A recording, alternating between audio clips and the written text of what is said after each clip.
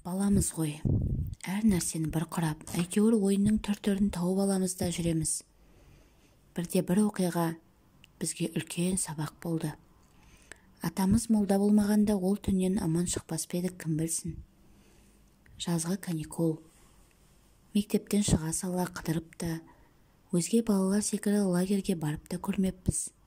Тек сабақ басталуына бірер уақыт қалғанда қап арқалап балық сатып, әке анамыз ақшасын жинап бітетін. Содан соң ғана қалаға барып қыдыртып келетін.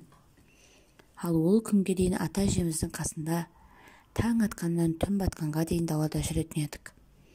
Бұл жолы таңмен таласа тұрдық. Әжемнің ыстық шайын ішіп, әр қайсымызға бөліп берген қатқан шекеріне таласып әлекпіз. Қаладан ауылға қыдырып келген бауырларымыз да жиналған. Түскі уақытта әжемізді ұйықтатып тастап, Дария жиекке қарай қаштық. Ол жақтың қызығы біткен соң үй ауласына жиналып, бүлдірер дүние таппадық. Кенет үйдегі әпкем сарайда ойнайық деді. Іле-шала сарайдың кілтін тауып, есігін ашып ішіне ендік.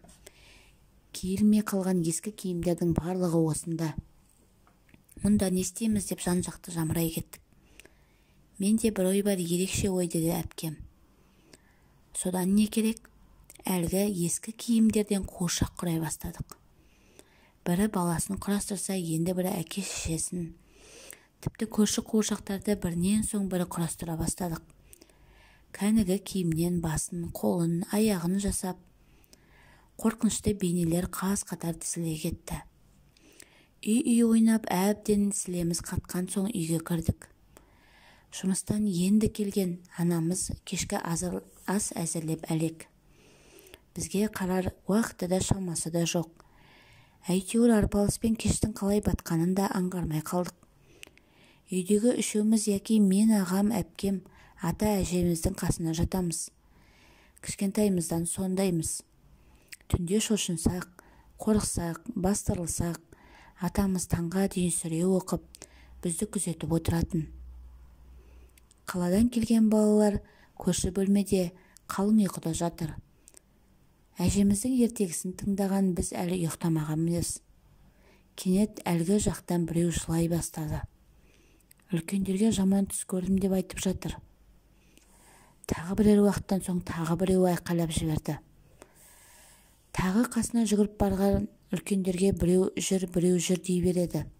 Ақыры соңында әлгі бөлменің жарығын жағып қойып ұйықтатты. Біз де қалың ұйқыға кеттік. Түсім екенін анық білемін. Әйтпегенде шын өмірдегідей бойшаң емеспін. Шашым жайылған, аулада асыр салып ойнап жүрмін. Естілген дауыстың барлығы да құдды таудан шыққандай жаңғырып тұр. Анадай жерде бір маймыл жүр екен. Өмірі ондай жануарды көрмеген мен әлгіні ұстағым кеп барады. Ұстай алмай қуып жүрмін. Кенет маймыл артына маған қарады да арс етіп үстіме атылды. Дем жетпей көзімді әрең ашсам, әлгі маймыл жоқ, мақұлық үстімде тұр. Тіпті қозғалтпайды. Атам үйреткен сүрелерді, калиманы шамам келгенше айтып жатырмын. Тілім күрмеліп, денем тырысты да қалды. Атамның бас жағына келіп дұға оқып жатқан денем босай бастады. Көз жасыма ерік беріп, атамның құшағына тығылдым. Баламай, жаман жерді баспадың ба? Деді ол басымнан сипап. Жоқ ата, бисмилләмді айтып жүрем ғой, дедім ылғи. Бұртиып, бүгін барлығыңа не болды? Біріңнен соң бірің бастырылып жатсыңдар. Не жасап едіңдер деп атам байып қалыппен. Енді жауап бергелі жатқанда әжемнің қасында жатқан әпкем қуыршақ деп айғайлай кетті. Ой көтек, әй атасы, мыналарға не болды? Деді әжеме. Атам бір күрсінді де үйдің үлкен немересінен сұрады. Ағам ғой. Бәріміз шошынып жылап жатқанда ол ылғи ұйқыда тұрмайды. Ештеңе көрмейді, сезінбейді, қорықпайды. Қысқасы атасының баласы. Содан ағам тұрды да сарайда киімнен ойыншықтар жасады. Тіпті көп. Қой деп едім, мыналар қоймай киімнен киім қалдырмады деп жастығына қайта қисая кетті. байыпты қалыппен тамбай отырған атамның қабағы қата бастады. «Не ойыншық?» деді. «Әпкем, ата, сарайдағы ескі киімдерден қуыршақ жасадық. Бірақ барлығын жинап қойғанбыз. Жаңа түсіме солар тіріліп келіпті. Маған келіп жан-жақтан қоршап алды. Үсті басыма шығып неше түрлі дауыстар шығарды» деп еңкілдеп жылай кетті. «Жүріңдер», деді атам қатқыл даусымен. Шала-пұла үлесіп сарайға беттедік. Қызық енді басталды. Бағана қаз-қатар тізіп, орын-орнымен жинап қойған қуыршақтар жан-жақта шашылып жатыр екен. Мүмкін емес. Сарай есігін кілттеген соң бізден кейін ешкімнің кірмегеніне кәміл сенімдіміз. Атамызға айтып жатырмыз жарысып. Ол болса әлгі қуыршақтарды тезірек бұзыңдар деді. Қорқыныш бойымызды билеп жинастырдық. Амал жоқ, жасаған істі мойнымен көтеру керек. Барлығын бұзып киімдерді орын-орнына жинадық. Атам күбірлеп әлденелерді айтып жүр. «Енді сарайға кірмеңдер», деді ол жекіп. Оның үстіне олай қуыршақ жасап лас жерде ойнамауымызды ескертіп жатты. Жатын орнымызға жайғастық. «Енді ұйқы қайдан болсын? Терезеден көрінген жұлдызды санап жатырмыз. Ол кезде жарық болмаушы еді ғой.